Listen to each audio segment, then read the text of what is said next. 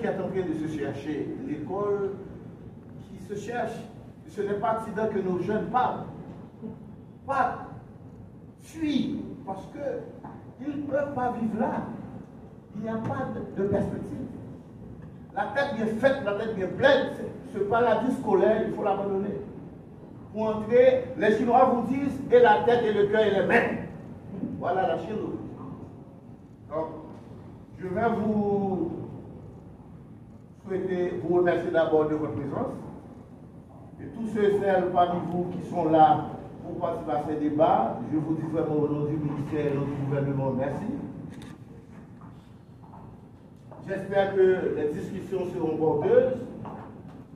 Nous attendons enfin qu'à l'issue de cet atelier, que le document qui en sortira puisse servir d'orientation et de mise en œuvre véritable de la filière technologique. Je remercie le directeur Miguel qui porte le dossier. Quand Miguel est arrivé au ministère, j'étais moi-même directeur de l'enseignement secondaire. Il avait 25 ans. Sa première tâche, c'était de lui confier l'organisation des examens du baccalauréat. Voilà qu'il est devenu directeur. Peut-être dans quelques années, il prendra ma place. Parce qu'inexorablement, je m'en vais, surtout que je suis dans un gouvernement de transition. 18 mois, il me reste 18 ou 17 mois. Et là, Miguel, nous allons vraiment mettre les bouchées doubles, interpeller le gouvernement pour qu'il prenne en main ce dossier, pour que nous ayons, avec les partenaires, le financement nécessaire, et pour qu'enfin l'école haïtienne puisse mettre en œuvre cette filière technologique. Parce que maintenant, dans ce monde qui nous environne, on ne peut pas vivre sans technologie. Merci à vous tous et à vous toutes de votre attention. Mais aussi compréhension approfondie des enjeux techniques, technologiques qui façonnent notre monde. Dans un contexte où l'innovation et la technologie sont au cœur de la croissance économique, il est impératif que nos jeunes soient préparés à relever les défis de demain. Cet atelier est une occasion unique d'explorer les différentes facettes de l'enseignement technologique.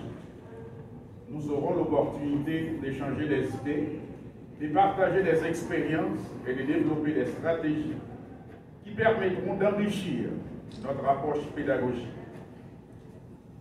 Je tiens à remercier tous ceux qui ont contribué à l'organisation de cet événement, notamment l'UNESCO et le Fonds des Nations Unies pour la population, ainsi que les intervenants et éventuels partenaires qui nous rejoindront immanquablement et partageront opportunément leur expertise avec nous. Notre attente démesurée de vous voir participer activement aux discussions et aux activités prévues est une garantie assurée.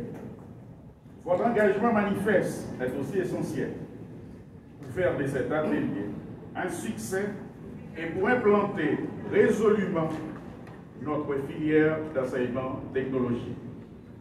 Ensemble, nous pouvons bâtir un avenir où nos élèves seront non seulement des consommateurs des technologies, mais aussi des créateurs et des innovateurs. En conclusion, il ne me reste qu'à souhaiter que cet atelier soit une source d'inspiration et de motivation pour chacun d'entre vous. Je vous remercie de votre attention et vous souhaite un excellent atelier. Merci. Sur les formations les mieux adaptées pour accompagner les jeunes de 15 à 19 ans, les opportunités de reconversion et d'insertion professionnelle, les réformes nécessaires pour aligner l'éducation aux besoins du marché du travail et au profit des jeunes.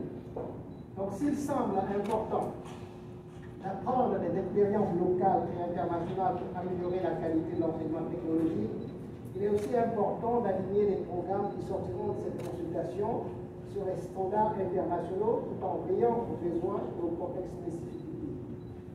Et dans cette perspective, je pense que les institutions telles que le BIT pourraient jouer un rôle d'aiguillage pour davantage orienter la réflexion sur les expériences internationales. Cette initiative apporte une dimension majeure à la réflexion déjà entamée sur le curriculum en intégrant la formation technologique qui ressort de toutes les études et de toutes les expériences internationales comme un levier essentiel du développement économique et social des pays. C'est le constat établi dans les pays émergents d'Asie, d'Amérique latine et d'Afrique, mais aussi dans les pays développés lors de leur phase de décollage économique. Donc la transformation du potentiel démographique en moteur de développement ne peut faire l'économie de cette réflexion sur la filière technologique qui promeut l'innovation et l'esprit de créativité indispensable à l'émergence économique et sociale. La volonté gouvernementale, attestée par l'intérêt du ministre et le directeur de l'enseignement secondaire, sont les gages de réussite de cette initiative. L'UNFPA et l'UNESCO réitèrent encore une fois leur soutien indéfectible à cette initiative et seront toujours disponibles à accompagner le ministère dans la transformation du cadre secondaire renouvelé en filière beaucoup plus pertinente au service des jeunes haïtiens.